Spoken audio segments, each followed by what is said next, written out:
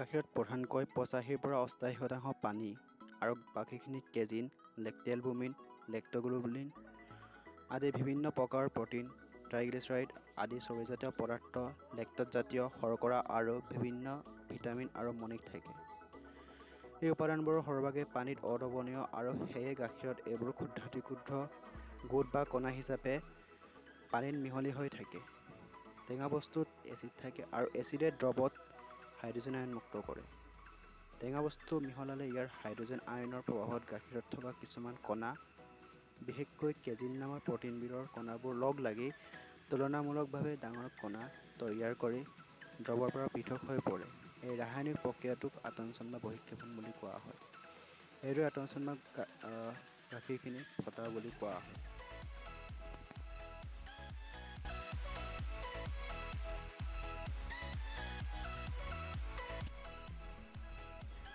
যেতিয়া মেকুৰী আৰু কুকুৰৰ পেটত পেলু হয় নাইবা সিহঁত অজীৰ্ণতা বা অতি অম্লতাত ভোগে, তেতিয়া সিহঁতে বিশেষ ধৰণৰ ঘাঁহ খাই উপশম লাভ কৰে।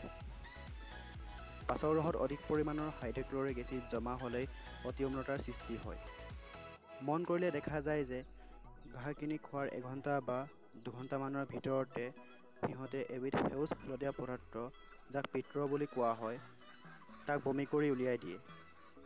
তাৰ পাছতে মেকুৰী বা কুকুৰে পুনৰ খাবলৈ ইচ্ছা কৰে, যদিও ঘাঁহ খোৱাৰ আগতে সি খাবলৈ মন কৰা নাছিল। কিন্তু ঘাঁহৰ কোনবিধ উপাদানে কিদৰে কুকুৰ বা মেকুৰীৰ দেহত ঔষধৰ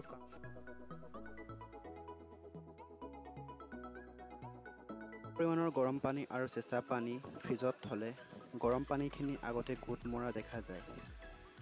কাৰণ কোনো বস্তু আৰু পৰিৱেশৰ উষ্ণতাৰ পাৰ্থক্য যিমান বেছি হয়, বস্তুটো সিমান সোনকালে বেছি চেঁচা হয়।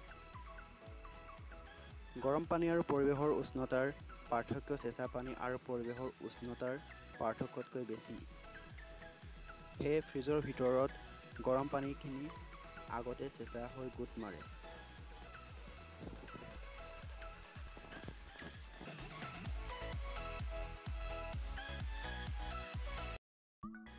কাপোৰ টুকুৰা তেলত তিয়াই লৈ পুৰিলে ইয়াৰ উপৰিভাগত লাগি থকা তেলখিনিহে প্ৰথমে জুই লাগে।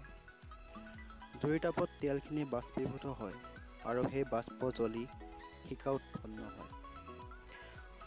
জ্বলন্ত তেলৰ তলৰ অংশত থকা কাপোৰৰ উষ্ণতা কম হৈ থকাৰ কাৰণে কাপোৰ টুকুৰা নজ্বলে।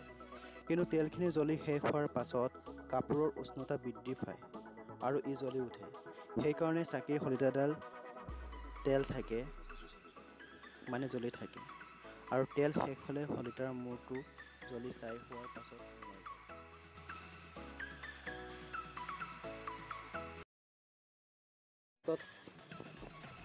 হালধি বিভিন্ন ৰোগৰ ঔষধত ব্যৱহাৰ কৰা বিষয়ে উল্লেখ আছে। বৰ্তমানৰ নতুন গৱেষণাই প্ৰমাণ কৰিছে যে হালধিৰ কেঞ্চাৰৰ বিৰুদ্ধে যুঁজিব পৰা গুণো আছে।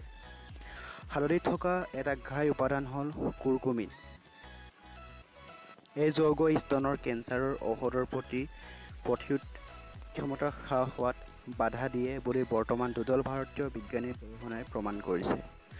কুৰকুমিনে ৰোগীৰ হৃদপিণ্ড, যকৃত আদি অংগত ডক্সৰুবিচিন নামৰ পদাৰ্থই ঘটোৱা বিক্ৰিয়াক হ্ৰাস কৰে। ডক্সৰুবিচিন হ'ল এণ্টি-কেঞ্চাৰৰ ঔষধৰ মিশ্ৰণ।